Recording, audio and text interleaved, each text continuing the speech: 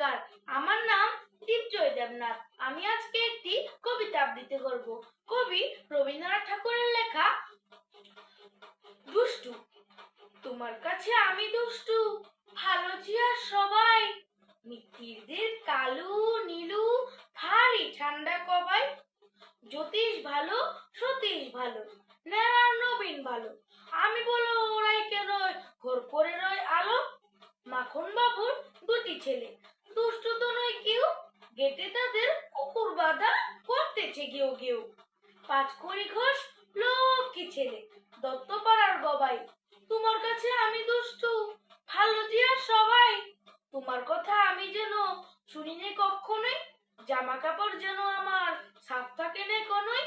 খেলা করতে বেলা করি, বৃষ্টিতে যায় ভিজে, দুষ্টুপনা আরো আছে অমনি কত কি যে। বাবা আমার চেয়ে ভালো, সত্যি বলো তুমি, তোমার কাছে করেননি কি একটু দুষ্টুমি? যা বলেন সব শুনেন তিনি, কিচ্ছু বলেন না গো, খেলা ছেড়ে আসেন চলে, যেমনি তুমি ডাকো। নমস্কার।